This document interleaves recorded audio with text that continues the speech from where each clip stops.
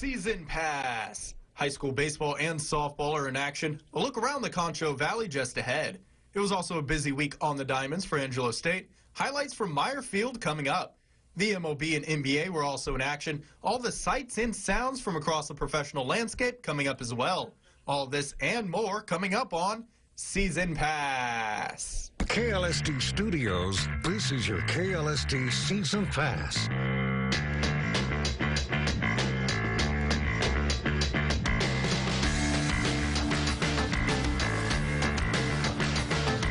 Here's your host. Welcome to Season Pass, your all-access pass and your only sports show here in the Concho Valley. I'm your host, Ryan Reynolds. We have a loaded program tonight with action coming from the high school and college levels. We have action from the baseball and softball Diamonds here in the Concho Valley. We also have a handful of student athletes sign their letters of intent to play at the next level. So let's stack them up and knock them down in chronological order, starting on the Diamond with Central as the Lady Cats host the Lady Buffaloes. How about some Tuesday softball action? The Central Lady Cats taking on Holtum. We start in the bottom of the third. Central leading 7-0, and they're going to extend that lead thanks to a bomb from Ashton McMillan. She crushes a 3-run homer over the right field wall to put the Lady Cats up 10-0, but the runs don't stop there. Bottom fourth now, and Taylor Martin rips this ball to the outfield. It's going to roll all the way to the wall. Emily Sanchez comes around to score, and Central leads 11-1. Still bottom fourth now, and how about some more runs? Bailey Phelps shoots this ball to right field. That brings home two Lady Cats to put that score at 15-1, and Central wins 15-2. The Lakeview baseball team was also in action on Tuesday on the north end of town, taking on district rival Snyder. Scoreless in the top of the first. Snyder, runner on second, tries to steal third, looks to be out, but is ruled safe. That led to a run later in the at-bat. 1-0 Tigers. Bottom half of the first. Two runners now for Matty Chapa. He singles past the third baseman. Two runs come all the way around to score. Lakeview takes a 2-1 lead, and the Chiefs are ecstatic. Welcome to Texas high school baseball. Top of the second now. Bases loaded for Snyder. Ground ball is misplayed by the Chiefs. Third baseman. Three more runs come home. Bases clearing double. Snyder leads 5-2, but Lakeview storms back to win 15-3. Same schools, different sport. Back to the softball Diamond we go for Lakeview and Snyder. First inning, Snyder up 1-0. The Maidens try and throw out Adriana Juarez at third, but they mishandle the throw. Juarez just beats the throw at the plate to give Snyder the 2-0 lead. Later in the inning, the Lady Tigers blow it open as Melanie Garcia rips into the left center field gap, bringing across two more Snyder runs to make it 4-0. Bottom 5-0 bottom part of the inning now. Lakeview threatening with a runner on third with two outs, but Clarissa Fernandez grounds out to the pitcher to bring the inning to a close. The Maidens stay winless in district play. They lose 21-0. That's not a lie.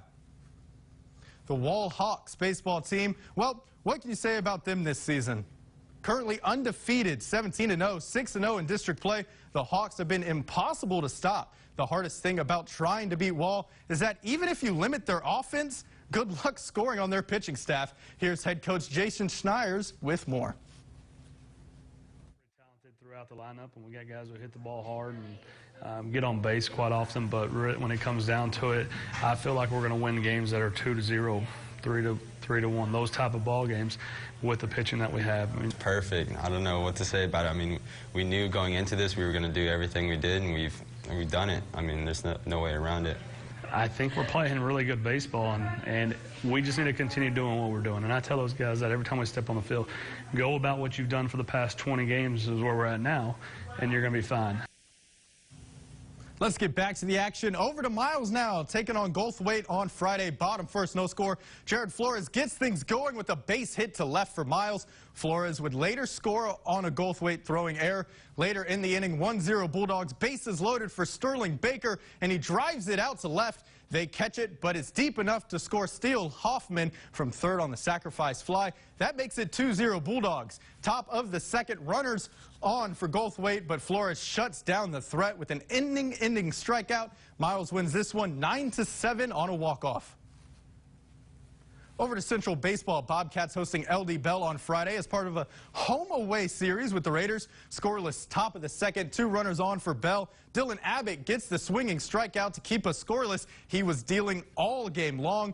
Top of the third now, still scoreless. Blake McKinsky in left field, showing his range, getting the catch that sends him tumbling for out number 2. Definitely a web gem from him, and he feels the satisfaction from the crowd. A few batters later, 2 on for Bell. Dylan Abbott gets the strikeout to get out of trouble again. Still scoreless. Central loses this one to Bell, though. 3-2 Raiders.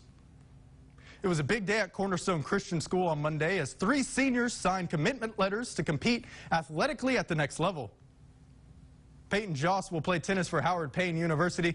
Jessica Simon will run track for Adams State University in Omalasa, Colorado. And Hannah Slate will play basketball for Sterling College in Kansas.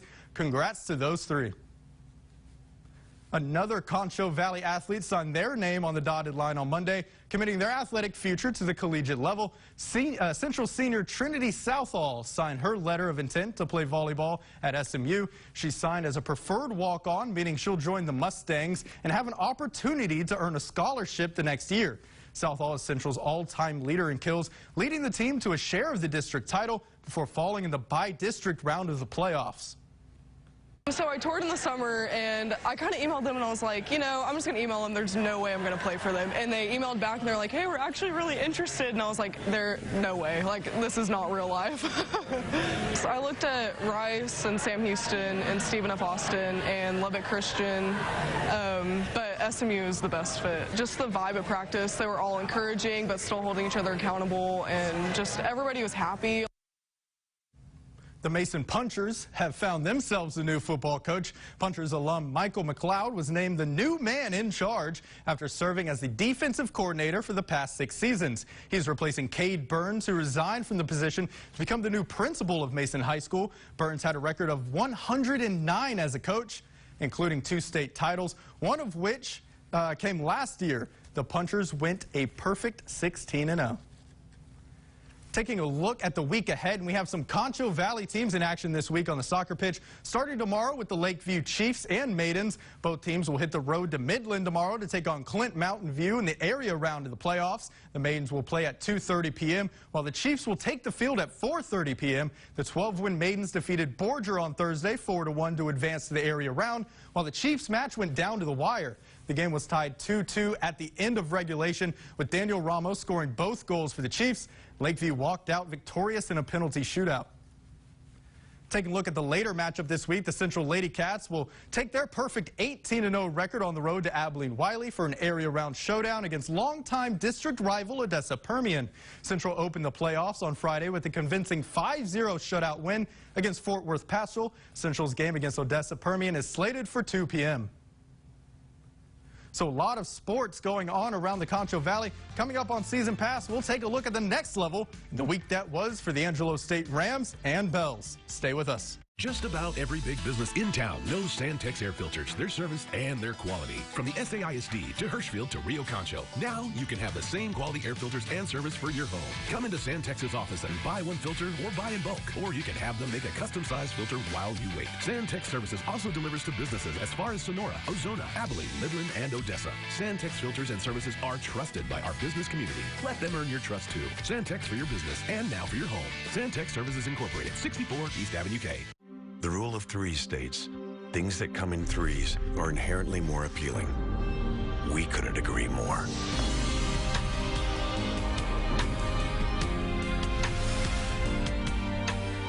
Three SUVs, 1 GMC. Step up to GMC with 14% below MSRP on this 2019 Acadia Denali. Plus get an additional 2% purchase allowance when you finance through GM Financial. We are professional grade GMC. Notice is hereby given that Gallery Furniture is conducting a certified relinquishment. After 20 years in the furniture business, changes are in order. We are announcing the final days. At this time, the final days begin. Relinquishment shall commence in order to re-merchandise the showrooms. This is an official certified relinquishment, and all purchased items must be removed from the premises as of immediately. This is it. Nothing held back. All must go. Wall-to-wall sell-off. All reasonable offers will be considered at Gallery Furniture, 329 West Washington. Hi, I'm Mike. MGB wants to be your MVP, most valuable payer. Bring your gold, silver, and diamonds to MGB, and you'll say, I sold gold, and I like Mike. On Avenue N by Angelo State. experience, service, and satisfaction. Diersky & Diersky Realtors can answer any real estate questions you may have. Whether it's buying or selling property, Diersky & Diersky has the answers. Contact us directly or go to the Concho Valley homepage and click on our Experts tab.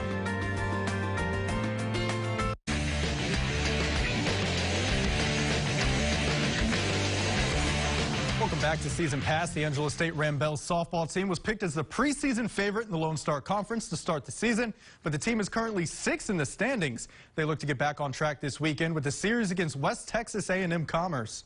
So over to Meyer Field we go. Megan Hill starting in the circle for the Ram-Bells, and she started off hot. Hill ranks 5th in the LSC in strikeouts this season, and she struck out the side to start the game. Hill finished with 4 strikeouts over 7 innings pitched, but the Lions struck fast, and they struck early. Top second, and Madison Schaefer turns on one to deep left field. That's over the wall for the solo shot. Lions lead 1-0. Bottom fourth now, Lions up 3-0, and they got it done in the field. Hattie Shope slaps a ball to center, but Kayla Kilcrease is there for the diving stop. That holds the runner at first. A couple batters later, ASU finally gets a run home. Their only run of the game makes the score 3-1, but the Ram-Bells fall short in the series opener, 4-1 the final. How does the rest of the series go? We stay at Meyer Field for the action. ASU taking on Commerce in a doubleheader Saturday, and things looked all too familiar from Game 1. Top first, and Jody Hill belts this one to center field and over the wall for the solo shot. That solo dinger puts the Lions up 1-0 early on. But the Ram-Bells would strike back in the bottom half of the inning. One out for Tegan Kirk, and she's going to slap this ball to center field. Courtney Barnhill scores from second, and we're all tied at 1. Bottom second now, ASU trailing 2-1 after a bases-loaded walk, but they wouldn't trail for long. Avery Ziegler hits this ball out to center field. Jade Strother slides into home on a close play. She's called safe, and the game is tied again at 2. ASU would actually add 4 runs in the bottom of the second, but it's proved to not be enough. Ram-Bells fall in a close one, 6-5. So on to the series finale now. Ram-Bells looking to avoid the sweep, the series sweep. Top first, no score, and it's the Lions striking first with 1 on. Kayla Kilcrease hits a rocket out of the park for the 2-run shot. Commerce takes the 2-0 lead. Few batters later, bases juice for Commerce, and Chelsea Slider draws the walk. That brings in Taylin Moody to increase the Lions' lead to 3-0. Bottom first, same score. Ram-Bells up at bat, and Karina Rocha hammers this pitch deep and gone. A 2-run no-doubter cuts Commerce lead to just 1. ASU looking to keep things rolling, and Tegan Kirk does just that. She gets the single to drop in right field, but she would be left stranded, as that would be it for the Ram-Bells in the first. And, well, that would be it for ASU in the series. They dropped the finale 7-3. Unlike the weather recently here in the Concho Valley, the Angelo State Rams have remained consistent on the diamond. ASU is 23-6 overall, 4-1 in conference play, and sit in first place in the LSC. The Rams hit the diamond today against West Texas A&M, hoping to bag wins number 24 and 25. And the Rams started slowly in this one. Drew Messer on the mound for WT, and here he is striking out Nick Saganowicz. He finished with 4 strikeouts and 5 1/3 innings pitched. ASU was held scoreless through 6 innings. One more time for Messenger as he throws some cheese to get the K. As I mentioned, he finished the game with 4 Ks on the day. Absolutely dealing from him. The Angelo State defense came to play, and they kept him in it. First baseman Riley Peterson makes a diving stop at first and flips it over to the pitcher, Trent Baker, for the out. Hey, Trent Baker can do it himself. He doesn't need the defense as he gets WT to strike out to end the inning. The Rams plated 5 runs in the 6th inning, and that fuels the bounce-back victory in Game 2, 5-0. Taking a look at the results from Game 3 of the series, the Rams' bats just caught on fire with this one. You see that final 16-1. ASU gets an upper leg on the series behind Nick Novak's 3-for-3 day. Nick Saganowicz went 2-for-4 with a pair of RBIs, while Joe Scott Pace, Riley Peterson, Jacob Fink, Jackson Hardy, and Parker Bramlett each drove in 2 runs. Which brings us to today's series finale. The Rams trying to pick up the series win against the Buffs. We pick it up in the top of the 5th. Buffs lead 2-0. Jacob Fink gets on base for the Rams with a single to center. He then steals second to get into scoring position. Jackson Hardy then draws the walk. ASU threatening in the 5th, but they can't bring anyone home. Parker Bramlett flies out to center to end the inning. And like every good sport, good defense turns to offense. Bottom of the 5th now, and Keon Givens bounces one to right. He'll be safe at first. A little later, Tanner Schultz smacks one down the left field line. Givens moves into scoring position at third. Clay Coltzer up next, and he hits into a double play. However, those are the first outs of the inning, and Givens comes around to give the Buffs a 3-0 lead. They'll never surrender it. The Buffs take the series finale 5-0. ASU splits the series.